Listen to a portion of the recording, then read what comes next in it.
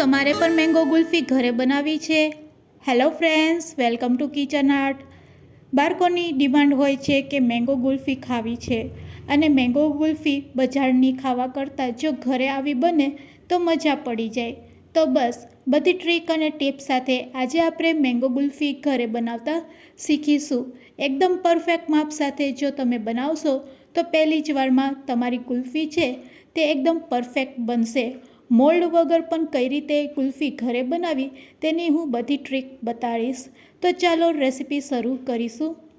Recipe સારી લાગે તો લાઇક અને શેર કરજો. મારી ચેનલ ઉપર નવા હોય અને મારી ચેનલને હજુ સબસ્ક્રાઈબ ન કરેલ હોય તો સબસ્ક્રાઈબ કરી બાજુનું બેલ બટન દબાવવાનું ભૂલશો નહીં, જેથી કરીને તમને મારા નવા વિડીયોનું નોટિફિકેશન મળતું રહે.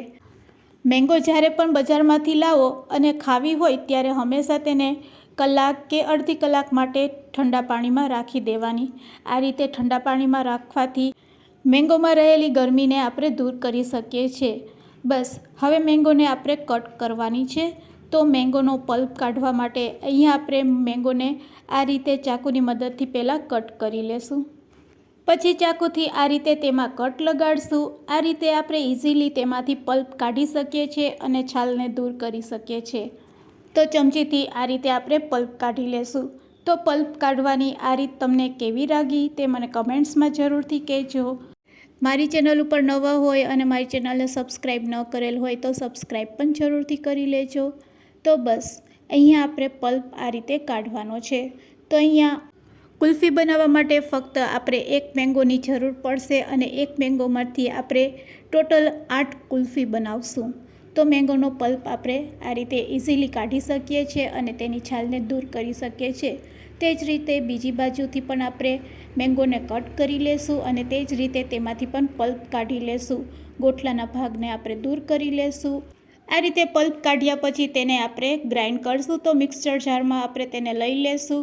પાણીનો ઉપયોગ કર્યા વગર જ અહીંયા આપણે તેને ગ્રાઇન્ડ કરી લેશું અને તેનો સરસ એકદમ ઘાટો રસ તૈયાર થઈ જશે.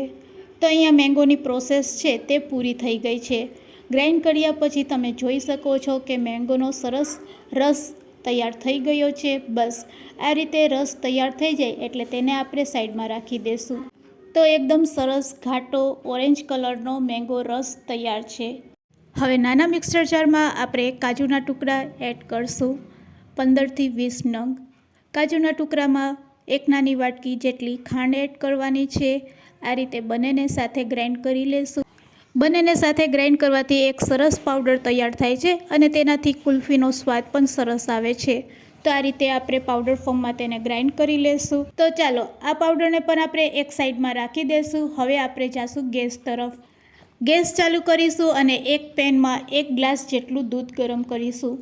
દૂધમાં સરસ ઉભારો આવી જાય પછી તેમાં આપણે આગળની પ્રોસેસ કરશું. તો ઘરમાં રેગ્યુલર જે દૂધ આવે તેમાંથી જ આપણે આ કુલ્ફી તૈયાર કરીશું. દૂધમાં ઉભારો આવી જાય એટલે 1.5 ચમચી જેટલી મલાઈ ફ્રેશ એડ કરવાની છે. ફ્રેશ મલાઈ હોય તો વધારે સારું, કારણ કે તેનો ટેસ્ટ પણ ખૂબ જ સરસ આવે છે. દૂધમાં મલાઈ નાખવાથી દૂધ એકદમ ઘટ થાય છે. દૂધ ઘટ થયા પછી હવે તેમાં આપણે મિલ્ક પાવડર એડ કરવાનો છે. મિલ્ક પાવડર એડ કરવાથી ગુલ્ફી છે તે ઝડપથી જામી જાય છે.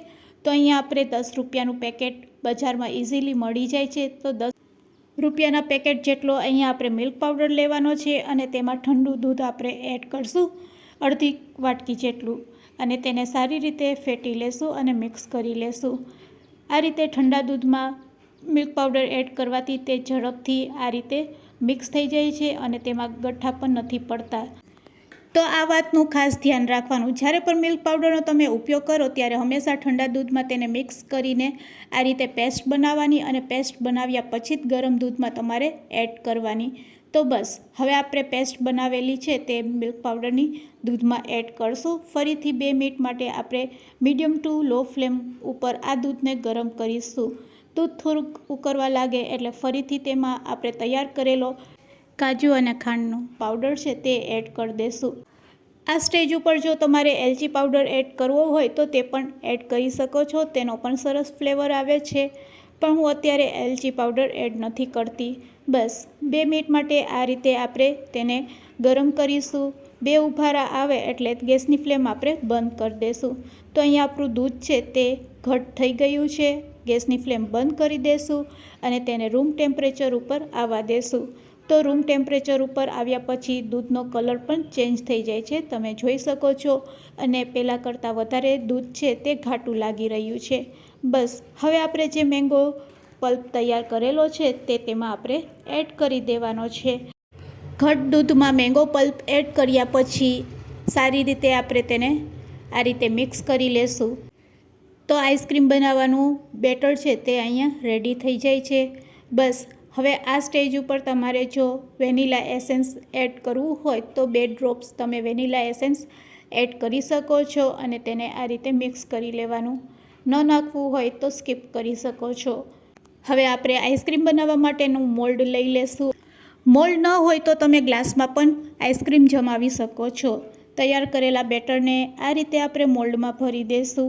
મોલ્ડમાં ભર્યા પછી ઉપરથી આપણે સ્ટીક લગાડી દઈશું.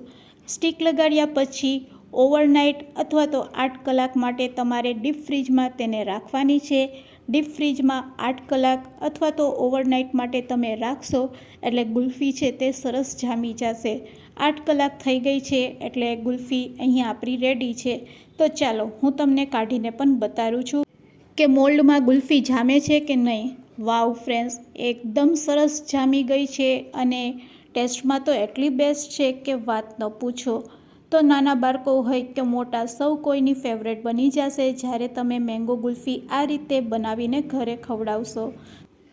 તો તમે જો ક્યારેય મેંગો ગુલ્ફી આ રીતે ઘરે ન ટ્રાય કરેલ હોય તો એકવાર ચોક્કસથી ટ્રાય કરજો. ખાવામાં પણ એટલી ટેસ્ટી લાગશે અને નાના હોય કે મોટા સૌ કોઈની ફેવરેટ બની જશે.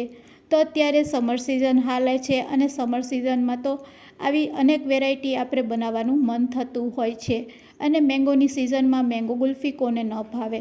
તો બનાવવામાં પણ ખૂબ જ ઇઝી છે અને ખાવામાં પણ ખૂબ જ ટેસ્ટી છે. તો ફ્રેન્ડ્સ, આજની આ રેસીપી તમને કેવી લાગી તે મને કમેન્ટ્સમાં કહેજો. વિડીયોને એન્ડ સુધી જોયો હોય તો એક લાઇક જરૂરથી આપજો. મારી ચેનલને સબસ્ક્રાઈબ ન કરેલ હોય તો સબસ્ક્રાઈબ જરૂરથી કરી લેજો. અને હા, તમારા ફ્રેન્ડ્સ, મિત્ર અને ગ્રુપમાં શેર કરવાનું ભૂલશો નહીં. Thanks for watching. ફરી મળીશું એક આવા નવા જ વિડીયો સાથે.